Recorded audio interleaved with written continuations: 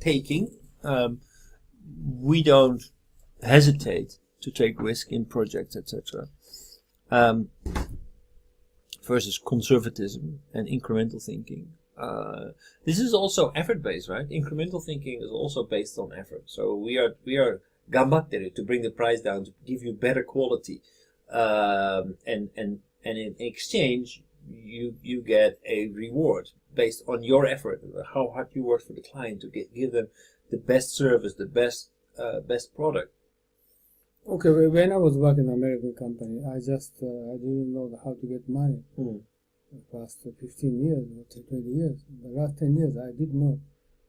It's how many people try to make an effort to doing business and how much money you're asking for the client. It's different completely. Right. You told me that you were basically were selling based on the amount of money that the company would save because of your work, right? Yeah. No relationship with how many hours your But Japanese company they cannot do that. Huh. Right? Because you mean incremental like that. Right. That's American or European company that take risk. They take a risk, yeah. They say, okay, well... But the interesting is, okay, we make commitment for next 2 years, 3 years. You can save money, $100 million US. But nobody follow it. It's very interesting. Nobody follow it. They believe me. Right? Who's going to make commitment to save money?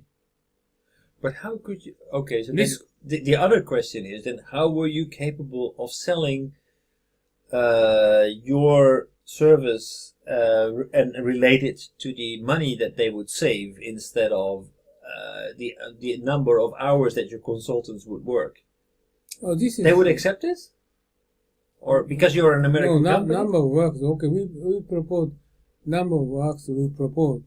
And they ask us the detail of the number of works. But my level, I won't tell them. Of course, you would never tell them. Yeah, no, we can tell them. Oh, you did? Yeah. You did? Yeah. We never. How many hours we worked? But really? Yeah. But this is not based on the charge. We work, but and sales cost is very expensive. But they try to consider for the staff people and based on skill. No. This is in total. We are going to ask for money. Right. You don't need to consider for person by person. Exactly. We don't even share that information. We're not even going to tell them how many hours we are going to make. Yeah, this is the point. Of course, that's right.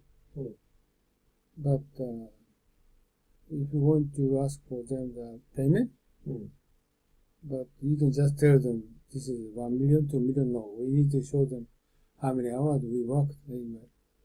Oh, you did? Yeah. So this is one.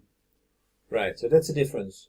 We were not rewarded based on the number of hours we put in. We are rewarded for the software product we deliver. So our output, not on our input. But whenever you're going to charge for them, you need to give them how many hours you work, how many development hours you're going to spend for them. So not in Europe. Not in Europe? No. How are you going to do that? Mostly, basically, we are, if we are going to, like, I wrote almost all the quotations for my company for ERP projects. It's based on what we're going to deliver. So what are we going to customize? What are we not going to customize? Installation, etc. And we would make a calculation based on the hours we're going to put in, of course, because we need to make sure that it was profitable for us and that we got a good price. But we did not share all the hours that we are estimating for these different activities. We would not share that with the client. How are they going to charge them monthly payment? What's the basis? Basically, we did not engage with monthly payments. The things that I quoted were projects of implementation or a big upgrade or... But you need to charge them on a monthly basis, right? Yeah, but that's based on software license fees. Or you mean that's so? We also had contracts based on that. So basically for maintenance, right? How are you going to ask them monthly payment for the involving for that project? So it's not a monthly payment. Basically, we get for the entire project, we quote at a certain price, and we're going to do this, and that, and you will get this, and that for that money. And we would not share how many hours they were involved. But if you talk about... Well, my question is, many cases, their project, many reasons they overrun. Yeah. In some cases, client has responsibility for overrun payment. Right. So you need to give them information. How many days, months are going to spend. We don't care if you overrun. Basically, that's your problem, not ours. Unless there are certain things that you see that are not in line with the scope. For example, if there is a scope change, or if there is if something else happens, if the client does not deliver. But overrun, you're going to charge additional. How are you going to figure out how many months are going to spend overrun? Okay. So basically, if the way it works, that if we discover during the implementation that there is a difference in scope, there was a difference of perception that is not in line with what was expected. No, my question is, what's the measurement? How are you going to evaluate the overrun? How are you going to internally we would estimate the number of hours. Client, for customer. Yeah. How are you going to ask for the customer overrun payment? Well, actually, usually we don't.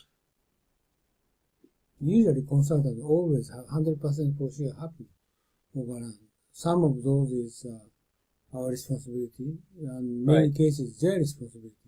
So basically what would happen if we would deliver exactly as specified, but we would overrun our costs, it's our fault. If we don't raise a flag, if the project manager doesn't say, hey, wait, this is not what we agreed, this is not in the contract, and he would accept it, then if the project overruns, it's our fault as a supplier. How are we going to measure for the months? How much money, the calculation basis, what is this?